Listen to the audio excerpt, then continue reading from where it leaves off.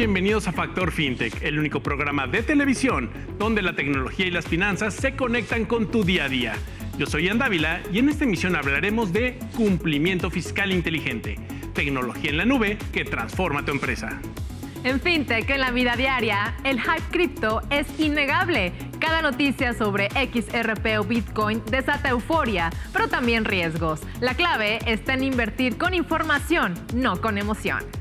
En el origen de, exploramos cómo la posible desaparición de la Oficina para la Protección Financiera del Consumidor en Estados Unidos podría redefinir la medición del riesgo crediticio y lo que esto implica, tanto para la innovación como para tu bolsillo.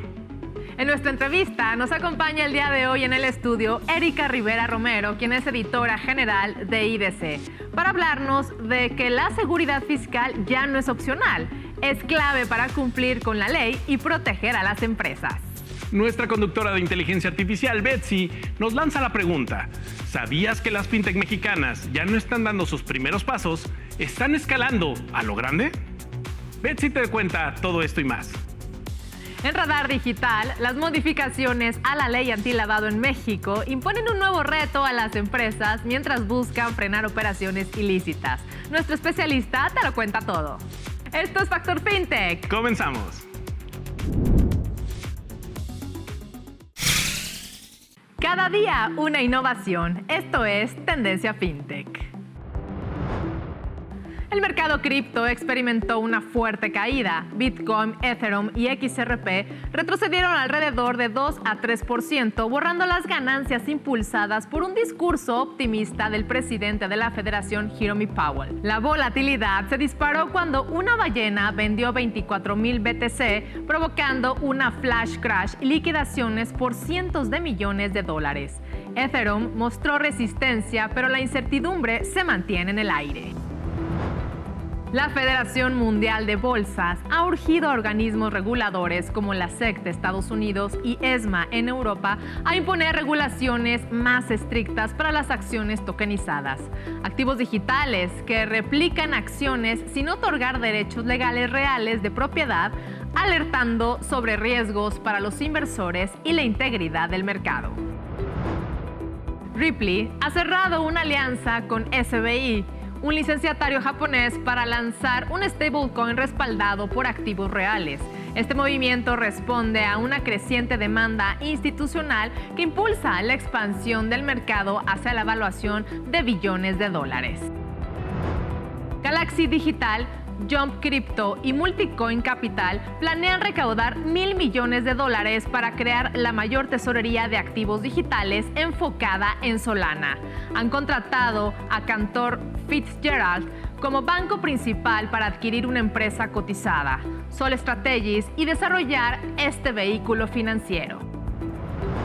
El sector FinTech del Reino Unido expresó su frustración debido al lento avance de la regulación sobre stablecoins, mientras en Estados Unidos se avanza con la normativa Genius Act y otros países. FinTechs británicas como Noah, con proyección internacional pero con operaciones limitadas localmente, se enfrentan al estancamiento regulatorio. Es momento de darle la bienvenida a Betsy, nuestra presentadora digital. Vamos contigo. Hola, soy Betsy y hoy te cuento cómo las fintech mexicanas están dejando de ser promesas para convertirse en motores reales de crecimiento. En el primer semestre de 2025, más de 70 millones de personas en México ya usaban plataformas fintech y para 2027 se espera que sean 86 millones. Ya no hablamos solo de startups, hablamos de empresas en plena expansión que están escalando rápido, captando inversión y creciendo en rentabilidad. Un ejemplo, más del 68% de las fintech ya usan inteligencia artificial para personalizar servicios, mejorar el análisis de datos y acercarse a nuevos usuarios. Y no lo hacen solas. El 75% de las fintech mexicanas ya colabora con bancos tradicionales, algo que antes parecía impensable. Con reglas más claras, más inversión y tecnología, México se consolida como el segundo ecosistema fintech más fuerte de América Latina, solo detrás de Brasil. Así que la próxima vez que pidas un préstamo desde tu celular o pagues con código QR, recuerda que estás participando en esta revolución financiera. Soy Betsy y nos vemos en el próximo capítulo de Factor FinTech. La seguridad fiscal se ha convertido en un reto clave para todas las empresas en México. Con la reforma a la Ley Federal del Trabajo y nuevas exigencias de cumplimiento, las compañías necesitan herramientas digitales que les den certeza y transparencia.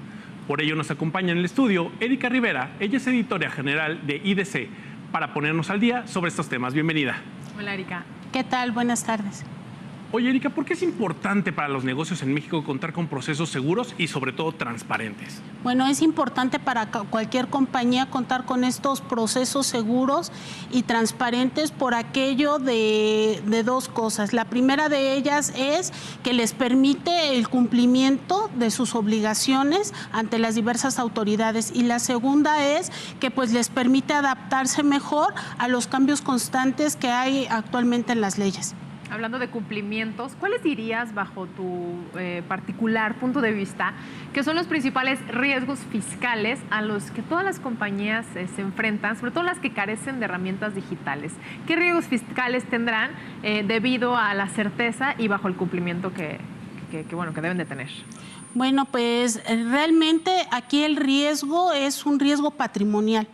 ¿Por qué? Porque si no cumplen adecuadamente con sus obligaciones ante las autoridades, en caso de una revisión por parte de ellas, bueno, pues serían objeto de la imposición de multas. Ese es el primer caso, ¿no?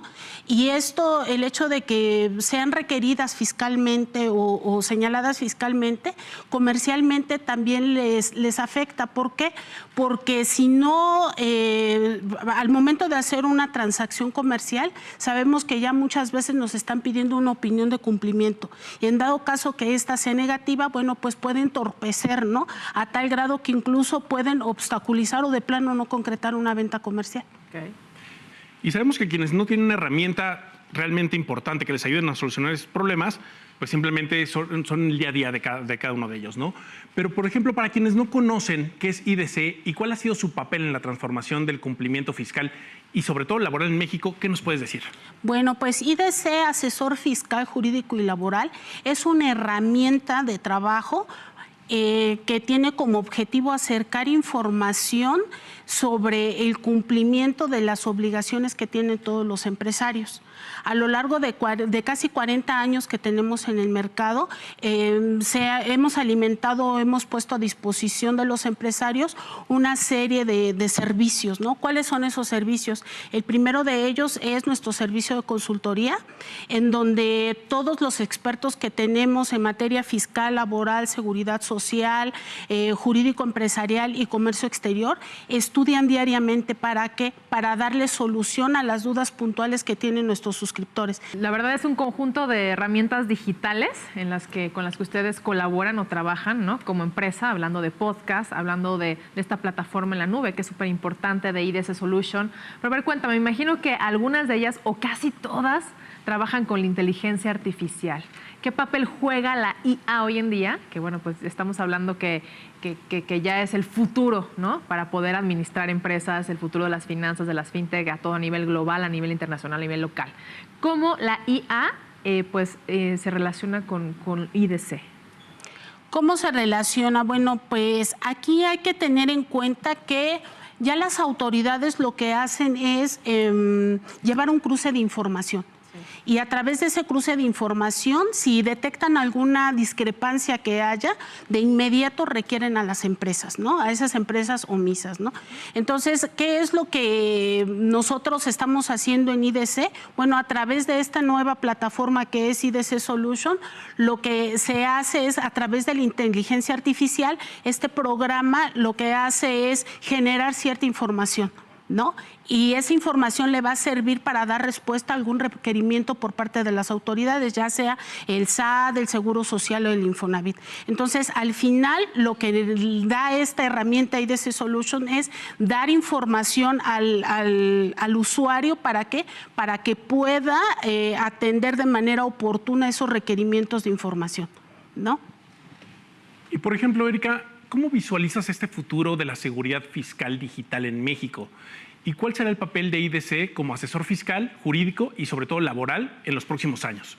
Bueno, definitivamente todo lo que tiene que ver con la inteligencia artificial pues no es ajena al Estado, ¿no?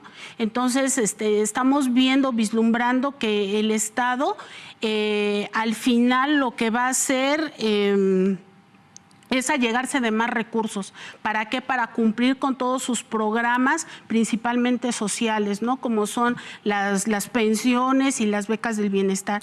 ¿Y esto qué va a provocar en el Estado? Bueno, pues que el Estado va a tener que invertir en más infraestructura. ¿Para qué? Pues pues para poder simplificar los trámites, para que estos, los usuarios o los pagadores de impuestos puedan ser más sencilla la presentación de sus declaraciones, ¿no? Y esto se llegue de recursos el Estado. La otra cuestión es de que va a tener también que invertir en infraestructura. ¿Para qué? Para, encaminar mejor todo lo que son las acciones de fiscalización del propio Estado y obtener esos recursos. Pero también significa un reto mucho mayor para el Estado. ¿Y cuál es este? Bueno, pues va a tener que invertir en toda la infraestructura que le garantice la seguridad a todos los contribuyentes de todos sus datos personales y patrimoniales, ¿no? Obviamente. Y ahí, pues, IDC juega un papel súper importante. ¿Por qué? Porque a través de todos los servicios que comenté hace un momento, bueno, pues IDC siempre va a ser aquel aliado estratégico para todo lo que son los negocios. ¿Para qué? Pues para darles un consejo útil. ¿Por qué? Porque somos su consultor de cabecera, que siempre estamos actualizados y les vamos a dar un consejo siempre, una recomendación para que ellos sigan cumpliendo con sus obligaciones y puedan hacer negocios aquí en México de manera segura. Que es parte también de la asesoría que ustedes están brindándole a todos estos empresarios. Erika, gracias. De verdad, muchas gracias. El día de hoy nos acompañó Erika Rivera Romero, editora general de IDC. Gracias por acompañarnos en el estudio y continuamos con mucho más. No se mueva. Esto es Factor Fin.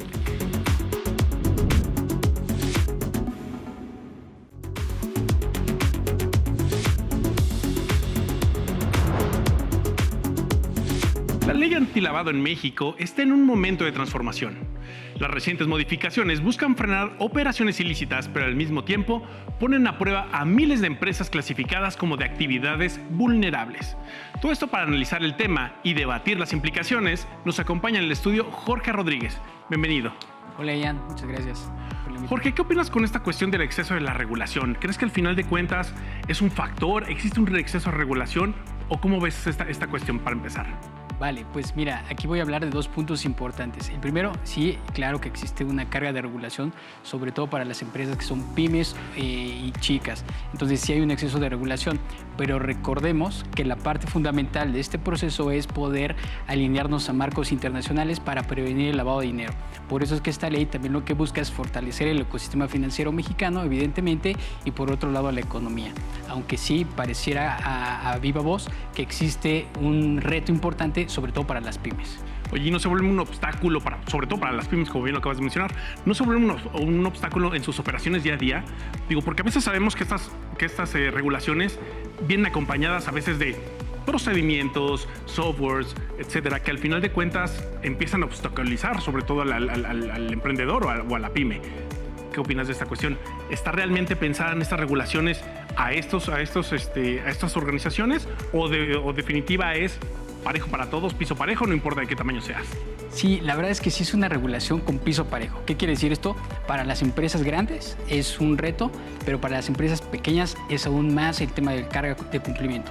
Porque normalmente lo que estamos visualizando hoy en día son, lo acabas de decir tú muy bien, tienen que generar un manual de cumplimiento, tienen que tener un encargado de cumplimiento, tienen que tener un sistema automatizado, varios procesos que tienen que estar actualizando y esto es piso parejo para todas. Sin embargo, el reto está para las pymes, sobre todo porque ellos usualmente no tienen un marco de trabajo amplio, entonces muchas veces tienen que hacer muchas cosas entre ellos y buscar cómo salir adelante en este tema económico, ¿no? Entonces ahí están los retos principales y cómo poder afrontarlos, ahí está como línea parejo para todos. Oye, y por ejemplo, sabemos que estas regulaciones muchas veces están diseñadas para los sectores, ahora sí que lo que se conoce como actividades vulnerables, ¿no? Pero ¿qué pasa cuando justamente estas regulaciones que se dirigen hacia ellos también impacta a las pequeñas empresas, inclusive a empresas que no tienen actividades vulnerables, pero que de cierta manera los llega a impactar? Claro, ahí sobre todo creo que uno de los elementos más importantes es poder tener aliados importantes. Es decir, tener a aquellos socios tecnológicos, por ejemplo, hablando de RegCheck, hablando de cómo la tecnología puede ayudarles en este proceso a facilitar esta parte. Eventualmente, como lo hemos visto en otras ocasiones, hay multas millonarias. Por ejemplo, hay multas que van desde los 2 millones hasta los 7 millones. Claro. Hoy en día también hay un reto importante porque hay multas que son desorbitantes que van más allá de los 700 millones. Entonces, estas multas que sí son onerosas, evidentemente lo que buscan es asegurar que estas empresas con piso parejo estén cumpliendo y claro, ahí viene el reto importante del equilibrio entre la regulación, evidentemente, y por el otro lado, no afectar a estas empresas, ¿no? Pero sí hay que cuidar sobre todo el tema de las sanciones, que también vienen fuerte. Y para cerrar esta parte, Jorge, se ha oído últimamente con estas regulaciones que a muchas empresas, sobre todo a pymes, les están cerrando cuentas, congelando cuentas, que inclusive por actividades que no son realmente algo que ver con una cuestión ilícita, simplemente una operación que pudiera denominarse anormal por la tecnología, por los procesos, por las regulaciones, obligan a este tipo de situaciones. ¿Cómo ve esta situación en México principalmente? Mira, sobre todo, y justamente por eso también está la ley antilavado, que evidentemente lo que busca es poder poner el piso parejo para todos, pero ojo, enfocando al tema de poder cumplir para todas las empresas chicas, medianas y grandes a cumplir con este gran reto que es el tema del lavado de dinero y financiamiento al terrorismo. Entonces, creo que el reto es importante y está para todos y sí, desafortunadamente nos toca ver el día a día las multas muy grandes para todos los tipos de empresas. Entonces, creo que evidentemente en este proceso que nos toca vivir hoy en día, necesitamos tener aliados importantes que nos ayuden a ser parte de nuestro día a día en este proceso de cumplimiento con la ley antilavado. Definitivamente ya lo oyeron. Esa es una regulación de piso parejo para todos, no importa si eres grande, si eres chico. Al final de cuentas, el tener aliados tecnológicos, el estar ahora sí que atento a todas estas regulaciones nos va a ayudar a estar del otro lado y evitar estas multas sobre todo, ¿no? Muchas gracias. Tuvimos en el estudio a Jorge Rodríguez. Gracias por acompañarnos. Muchas gracias, Ian. Esto fue Radar y continuamos con más aquí en Factor FinTech. Hoy en el origen de... ¿Quién vigila que los bancos y las fintech no abusen de los consumidores? En Estados Unidos, ese papel lo tenía la Oficina de Protección Financiera del Consumidor, mejor conocida como CFPB. Creada en 2010, después de la crisis financiera, su misión fue clara: supervisar a bancos, tarjetas y prestamistas para que las reglas del crédito fueran justas y transparentes. Durante más de una década, el CFPB limitó comisiones, frenó prácticas abusivas y se convirtió en el árbitro de la relación entre clientes e instituciones. Pero ahora, tras intensas batallas legales y políticas, el organismo enfrenta su posible final. Y con ello surge la gran pregunta: ¿qué significa para el futuro del riesgo crediticio y la innovación financiera? Por un lado, sin un regulador fuerte, los bancos y startups podrían experimentar con nuevas formas de evaluar a los clientes, desde modelos de inteligencia artificial hasta el uso de datos alternativos, como tus pagos de servicios o tu actividad digital. Esto abre la puerta a más inclusión, dando crédito a quienes antes no tenían historial, y por otro lado también aumenta el riesgo sin una autoridad que ponga límites claros. La innovación podría derivar en prácticas discriminatorias o en productos que terminen dañando al consumidor. El origen de esta situación está en un debate más profundo. ¿La innovación financiera necesita libertad total para crecer o reglas firmes para protegernos? Lo cierto es que la caída del CFPB marcaría un antes y un después en la forma en que entendemos el crédito y la regulación. Un recordatorio de que en finanzas, el equilibrio entre innovación y protección siempre será la clave. Continuamos con más aquí en Factor FinTech.